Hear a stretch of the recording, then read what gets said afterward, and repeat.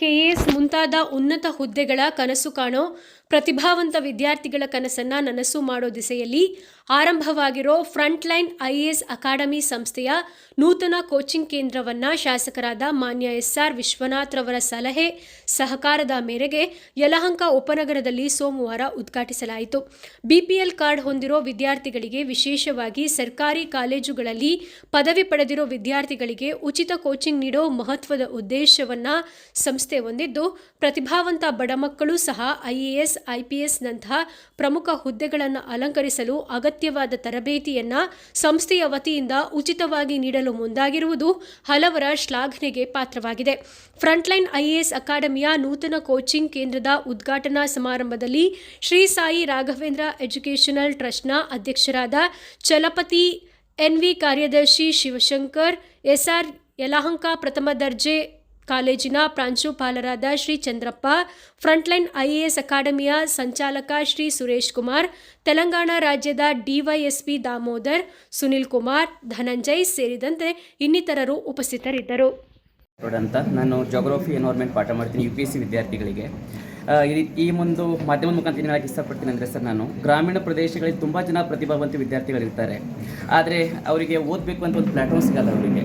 And Delhi ಅಂತ ಇದಕ್ಕೆ ಹೋಗಬೇಕಂದ್ರೆ ನಮ್ಮ ಸರ್ ಹೇಳ್ದಂಗೆ 3-4 ಲಕ್ಷ ರೂಪಾಯಿ ಬೇಕಾಗುತ್ತೆ. ಇದು ಸತ್ಯವಾದಂಥ ಮಾತು. ನಾನೇ ಹೋಗಿ ಕಷ್ಟಪಟ್ಟಿದ್ದೀನಿ.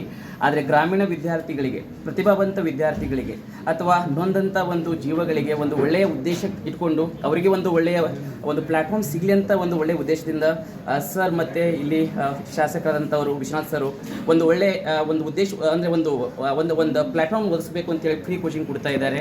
ಆ್ಯಂಡ್ ಒಳ್ಳೆ ರೆಸ್ಪಾನ್ಸ್ ಬರ್ತಾ ಇದೆ ಸರ್. ವಿದಿನ್ 3-4 ಡೇಸಲ್ಲಿ 180+ ರಿಜಿಸ್ಟ್ರೇಷನ್ ಆಗಿದ್ದಾವೆ, ರೈಟ್. ಆ್ಯಂಡ್ ಇದೊಂದು ಎಜುಕೇಷನ್ ರಿಫಾರ್ಮ್ ಅಂತ ಹೇಳ್ಬೋದು, ನಾವು ಒಂದು ಶಿಕ್ಷಣದ ಕ್ರಾಂತಿ ಅಂತ ಹೇಳ್ಬೋದು. ಯಾಕಂದರೆ ಇವತ್ತಿನ ಒಂದು ಸಂದರ್ಭದಲ್ಲಿ ಸರ್ ಎಷ್ಟೋ ಜನ ಒಂದು ಕಾಮರ್ಷಿಯಲಾಗಿ ಥಿಂಕ್ ಮಾಡ್ತಾರೆ. ಅಂದರೆ ಒಂದು ಕೆಲಸ ಮಾಡ್ತೀನಿ ಅಂದರೆ ಇದು ಏನು ಸಿಗುತ್ತೆ ಅಂತ ಒಂದು ಕಾಮರ್ಷಿಯಲಾಗಿ ಥಿಂಕ್ ಮಾಡ್ತಾರೆ. ಅಂಥ ಒಂದು ಸಂದರ್ಭ ನಾವು ಅಂದ್ಕೊಂಡಿದ್ದು ಈಗ ಕಾರ್ಪೊರೇಟ್ ಸೆಕ್ಟರ್ಸಲ್ಲಿ ಎಲ್ಲ ಕಡೆ ಕಾಲೇಜ್ ಪ್ಲೇಸ್ಮೆಂಟ್ಸ್ ಅಂತ ಇರುತ್ತೆ. ಅಲ್ಲೇಂದರೆ ಪ್ರೈವೇಟ್ ಕಾಲೇಜ್ ಆಗಲಿ ಸುಮಾರು ಕಾಲೇಜ್ ಹೋಗ್ತಾರೆ, ಪ್ಲೇಸ್ಮೆಂಟ್ ತೊಗೊತಾರೆ, ಪ್ರೈವೇಟ್ ಜಾಬ್ ಕೊಡ್ತಾರೆ. ಬಟ್ ಇಲ್ಲಿ ಕರ್ನಾಟಕ ಸರ್ಕಾರ ಆಗಲಿ ಅಲ್ಲ ಭಾರತ ಸರ್ಕಾರ ಆಗಲಿ ಗೌರ್ಮೆಂಟ್ ಜಾಬ್ಸ್ ಅಂತ ಯಾವುದೂ ಪ್ಲೇಸ್ಮೆಂಟ್ಸ್ ಇಲ್ಲ. ಅದನ್ನು ಓದ್ಕೊಂಡು ಮಕ್ಕಳು ಬರೀಬೇಕು. ಬಟ್ ಸುಮಾರು ಜನ ಏನು ಯೋಚನೆ ಮಾಡ್ತಾರೆ, ಅದನ್ನು ಓದಬೇಕು ಅಂದರೆ ಏನೋ ಜಾಸ್ತಿ ಓದಬೇಕು, ಬಟ್ ಅದಕ್ಕೆ ಕೋಚಿಂಗ್ಗೆ ತುಂಬ ದುಡ್ಡು ಖರ್ಚು ಮಾಡಬೇಕು ಅಂತ ಸುಮಾರು ಜನ ಹಿಂದೆ ಇದ್ದಾರೆ. ಅದಕ್ಕೆ ನಾನು ಯಾವುದೋ ಒಂದು ಡೌಟ್ ಡಿಸ್ಕಷನಲ್ಲಿ ನಮ್ಮ ಸಂಸ್ಥೆ ಮುಖ್ಯಸ್ಥರು ಮಾತಾಡುವಾಗ ಅವರೆಲ್ಲರೂ ಆಯಿತು ಫ್ರೀ ಕೋಚಿಂಗ್ ಮಾಡೋಣ ಅಂತ.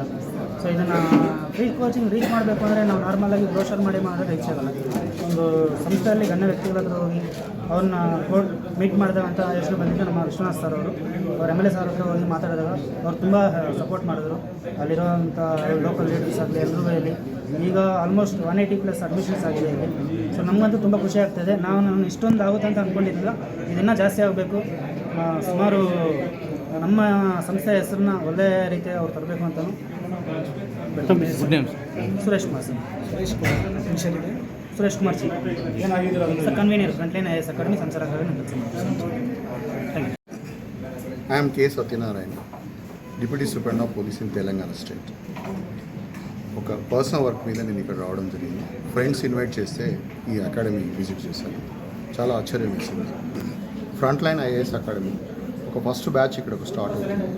అది అందరికీ ఫ్రీగా కోచింగ్ ఇస్తున్నారంటే నిజంగా ఫ్రంట్ లైన్ అకాడమీ వారికి నేను చాలా కృతజ్ఞతలు తెలియజేస్తున్నాను. చాలా ఆనందంగా ఉంది. వాళ్ళ మోటో ఏంటంటే ఎవరైతే BPLలో ఉన్న స్టూడెంట్స్ ఉన్నారో, ఎవరికైతే చదువుకోవాలని కోరిక ఉందో, ఎవరికైతే వాళ్ళ దగ్గర టాలెంట్ ఉందో అది బయటికి తీయడానికి ఫైనాన్షియల్ ప్రాబ్లమ్స్ అడ్డొస్తున్నాయి. అలాంటి వారి కోసం ఈ విధంగా ఒక బ్యాచ్ స్టార్ట్ చేయడం, ఇది కంటిన్యూ ఇలాగే చేసి పూర్ స్టూడెంట్ పైకి తీసుకొచ్చే వీళ్ళ కృషి ఏదైతే చాలా అభినందనీయం. విద్యార్థులకు ఏం మెసేజ్ చెప్తానంటే, గ్రాడ్యుయేషన్ పూర్తి కాగానే మీరు ఏదైతే సాధించాలని అనుకుంటున్నారో దాని మీదనే కాన్సన్ట్రేషన్ పెట్టాలి. ಪರ್ಟಿಕ್ಯುಲರ್గా అంటే నేను ಓಪನ್గా చెప్పడం ఏంటంటే, ఒక ಟ್ರಸ್ಟ್ ಕಾರ್ಯದರ್ಶಿ ಆಗಿರ್ತೀನಿ ಸರ್ ಶಿವಶಂಕರ್ ಅಂತ.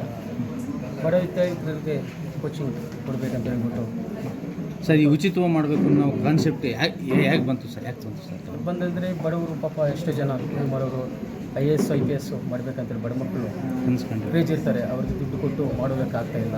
ಅದರಿಂದ ಏನೋ ಮಕ್ಕಳಿಗೆ ಅನುಕೂಲ ಮಾಡೋಣ, ಉಚಿತ ಶಿಕ್ಷಣ ಕೊಡೋಣ ಅವರೆಲ್ಲ ಒಂದು IAS ಆಫೀಸರ್ಲಾಗಿ AS ಆಫೀಸರ್ಲಾಗಿ ನೋಡೋಣ ಅಂತ ಹೇಳ್ಬಿಟ್ಟು ಕೊಡೋಣ ಅಂತ ಹೇಳ್ಬಿಟ್ಟು ನಾವು ಉಚಿತವಾಗಿ ಅನ್ನದಾತರು ಸರ್ ನಾವು ಓದೋವಾಗ ಡಿಗ್ರಿವರೆಗೂ ಓದಿದ್ವಿ, ಅದ್ರ ಮೇಲೆ ಓದೋಕ್ಕೆ ನಮ್ಗೆ ಶಕ್ತಿ ಇಲ್ಲ.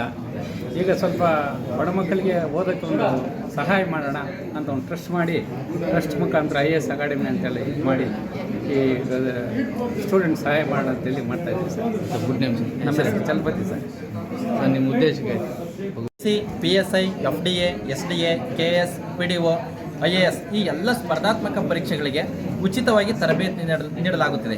ಅಂದರೆ ನಮ್ಮ ಮಾನ್ಯ ಶಾಸಕರಾದಂಥ SR ವಿಶ್ವನಾಥ್ ಸರ್ ಅವರ ಮಾರ್ಗದರ್ಶನದಲ್ಲಿ ಫ್ರಂಟ್ಲೈನ್ IAS ಅಕಾಡೆಮಿ ಈ ಯಲಹಂಕ ನ್ಯೂ ಟೌನ್ನಲ್ಲಿ ಈ ಎಲ್ಲ ಬಡ ವಿದ್ಯಾರ್ಥಿಗಳಿಗೆ ಒಂದು ಅದ್ಭುತವಾದಂಥ ಒಂದು ತರಗತಿಗಳು ನಡೆಸಿ ಎಲ್ಲ ಬಡ ವಿದ್ಯಾರ್ಥಿ ವರ್ಗದವರು ಒಂದು ಸರ್ಕಾರಿ ಸೇವೆಯಲ್ಲಿ ಸೇರಬೇಕು, ಅವರ ಜೀವನ ಉಜ್ವಲ ಆಗಬೇಕೆಂಬ ಒಂದು ಉದ್ದೇಶದಿಂದ ಈ ಒಂದು ಫ್ರಂಟ್ಲೈನ್ IAS ಅಕಾಡೆಮಿಯಲ್ಲಿ ಸನ್ಮಾನ್ಯ ಮಾನ್ಯ ಶಾಸಕರಾದಂಥ SR ವಿಶ್ವನಾಥ್ ಸರ್ ಅವರ ಮಾರ್ಗದರ್ಶನ ನಡೀತಾ ಇದೆ.